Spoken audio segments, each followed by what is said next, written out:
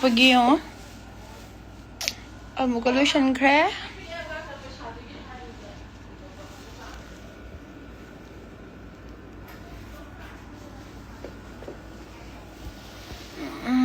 Didn't lift the pussy from my pug. I was hungry though.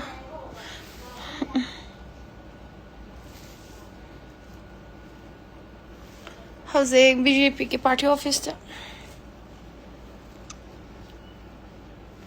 Right chung tham how. Daji shan. Not that aga jun sign thabam da chatless cho.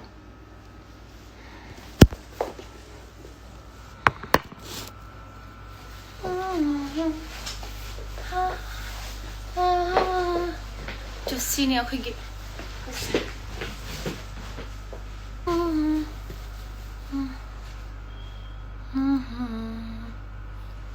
I don't know.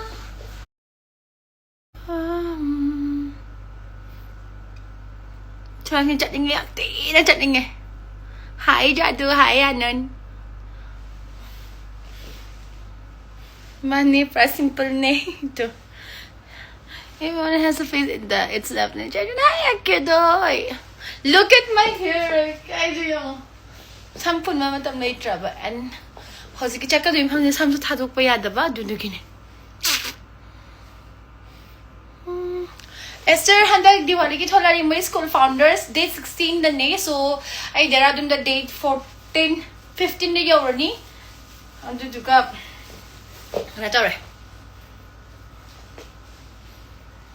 Oh, one simple necklace will look so good. I don't necklace to lay on tray.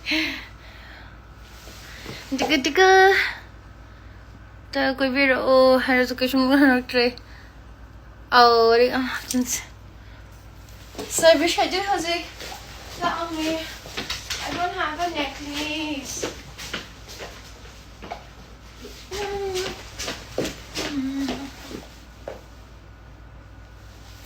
I can't give a malady.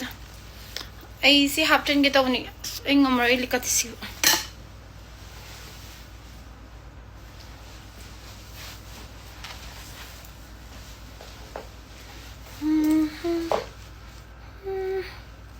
Fan get together. Toss it, Balawa is a Mahaki Tosiko, I get the Harakanako.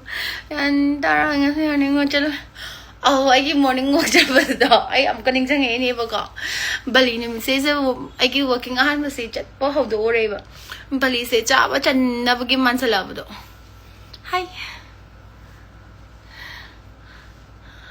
Oh, I'm so sorry. Right now, I don't have any chain. Oh, kasi Jamaica. Jam the Bayadra by Egan City. Make up, should you get Talugi. Look, see. Indian policing. Hi, Indian. Oh.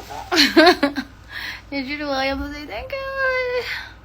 Just in Kylie, I pay me to me, Daniel, Lakogi, Tamugi, Quichan, Piguida, Baligita Chachaki. Other guests and the kind. Johnson has a liver, I'll leave it in the. Hi, kitty. Gorgeous. Oh, hey, sexy mama. And I didn't know where I check out from Brunstad Pangda. Hudson sudden how recorded. And then I join a simple I ma'am. Thank you. Esther should tease into me. How time much of China Pangy? I say, I'm Nicole Lemmy. I size the next size I could price up no calendar. Bali hore. La oh makes a high trick, you know, Bali oiraga. I some I and I am gums a trick on a sip. Oh, when you come with a sing book. I think you am not. Because I'll give for a Malabian grow cold, at least say some more.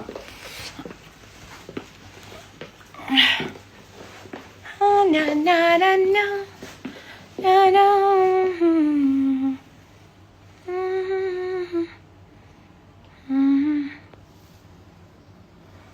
I could noise ya. My eyes hanging on the dress. I and I was just is a BJP Pakistan party office in that.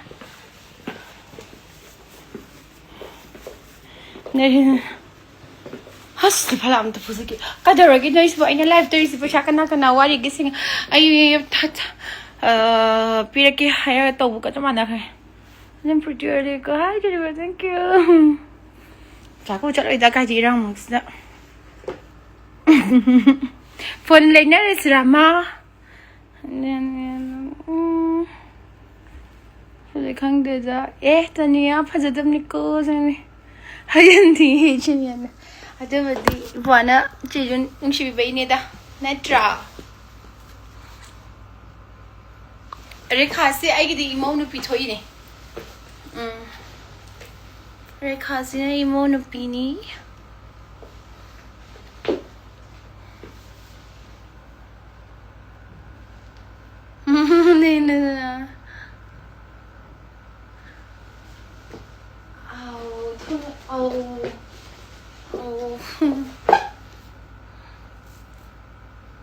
Ni come to see them and clean view. Aya.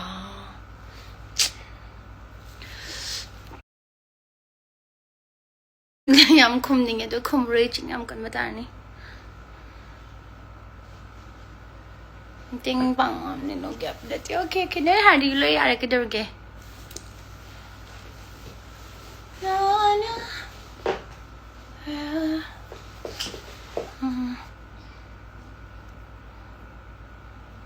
Thank you. Timothy, let's say, thank you. Usually, no shipping do main tars at the take on elixir manga. On the delayed trade. I'm more lighting guitar. I can't write a baggy woody chic others. Mine was is fine at home, lighting on the delay zetra. Like a gum delay. Fame to me.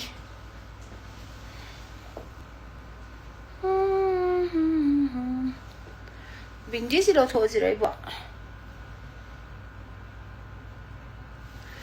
Consider for the simple Harawi Bindi have to get a Chanon Hindramina. Pay her to go watch. Was it? See, he's empty in a Puja simplicity in living more too. Please adopt me.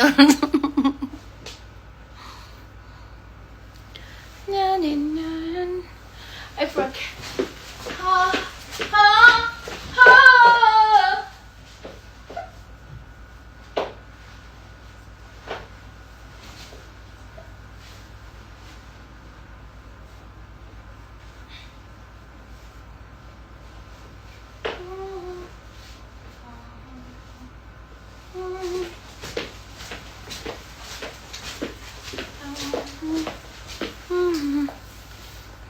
Hey, क्या हाल है? आई 55 54 55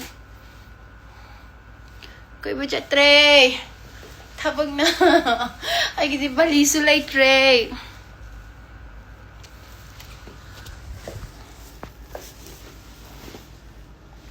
वो कम वो होगी रोई ट्रो खुंग लगा चुकने आओ निशी बने को तो मायंगा तो वो में तम दो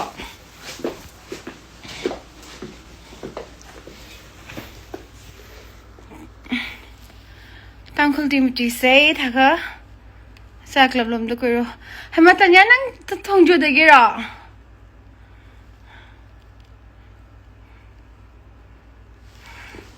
Quite a dirty yam long kahano. Long kind. That's a very open case. I have a quite domja. Give me a cockroach with me on what's a Wait, Calgary working job. Wait, 69 by the doctor. Hey, Toloroco, I'm taking see. Some for the Charabai. Good night. Thank you. No, so President of Characo. Working no more than to put the manga under Pavao. Keim, chicken, you are dangurina. You will cover of you. I like them, dear. House rich. Hi, Sid. Nagi status update me am yenga nungai.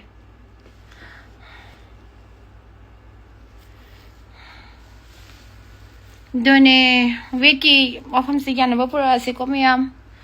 Chijun ne haiman dane kai nane handa roi kanga su working chen bahore ko.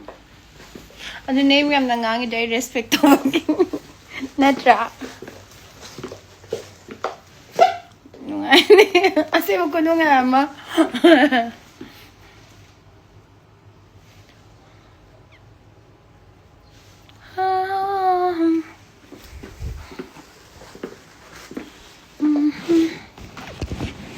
Tang khula chak char ba habse phazai lai na haye.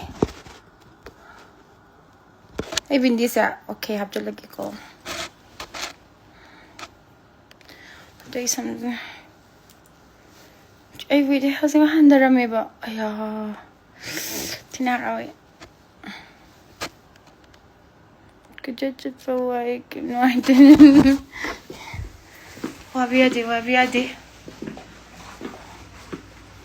Oh, downward viral since 5 days. Happy single face. I even like sunshine. I was not well like yesterday and day before yesterday, but now too I'm fine.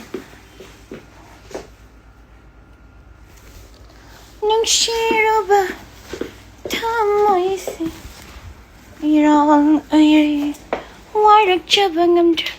Sometimes I don't pass it. I was like, my party office the need. Sometimes I just the chair can.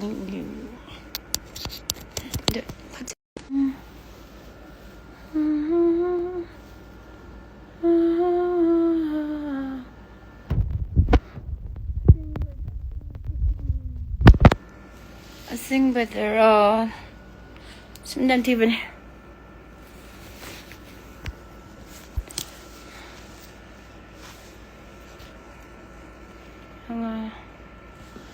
Adune sam thadok pa yade na tra khoi mau gidi apha noi smai tar kan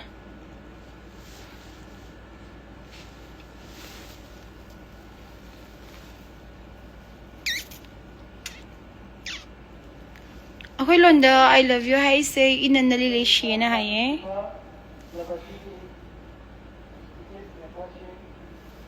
I know smai kem si da bole basa hey what may already see ni ta hoi di ha bagi mina di ai so ran tay lo ni kai adum like te gidi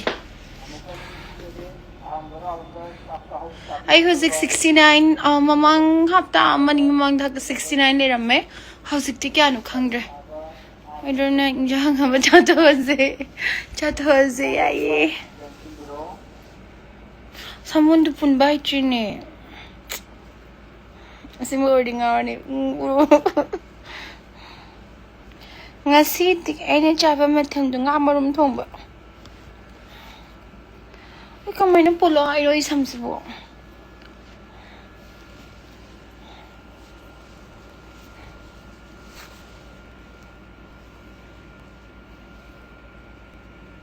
namda na magay do di okay hawe Ije kun thanga sore ai bo pun ma do ai na haira ro ye na hangai moi ke bi bana pun bi bane ai na di hairo ye do ai clip lay ana na mas habi tika mas kai channel ke nang pe bam Jackson katar ge nang ba handa nang angang natika subiate ko angang tika subiate mina tika si po nang ai ba one by one ni tika to guno good thank you I don't know how to do it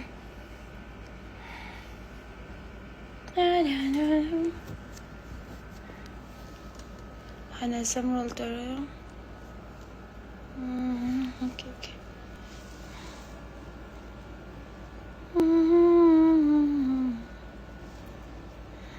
oh when you cut pen yeah they don't chow hunga sura kanda kind of Hei, operation tawusu tawbani dental ko adu nataba ai mamang chahi da nare mamang chahi da ada na bagada mu steroid amu ai da me under medication the steroid yo bagam go wait follow khat gin taw give da adu ni da thengna sei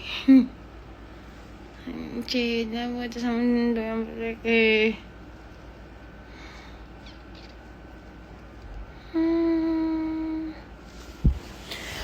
3번 씨뿔라 하이 ngayon jibakchiyam na thank you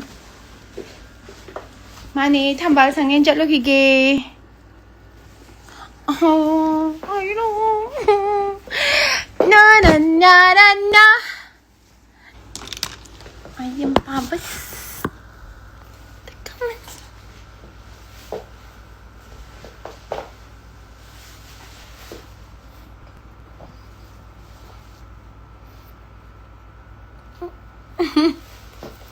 Kaya sing baru mece kan gak itu begini mani mece try to ko na hai ba mong do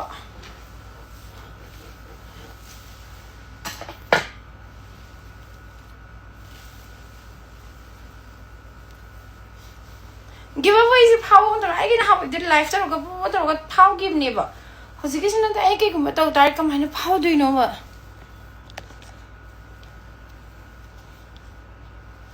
ay may papa nan nangaram ni ba kahit na to CR ba yung ay ko is this okay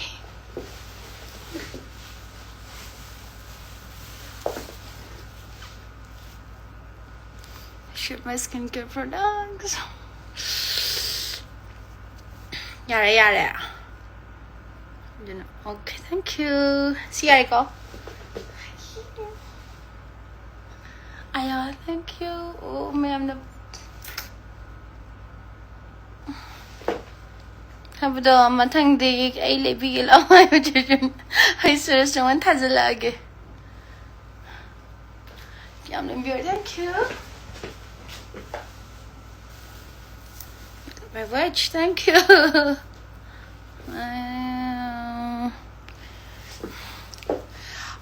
Sunshine, I'm leaving on 6. So let's plan before that, okay? Please, for sure.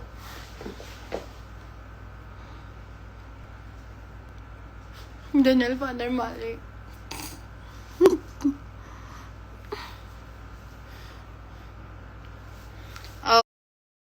Oh. Wait. Ano sila lang po sa camera mo?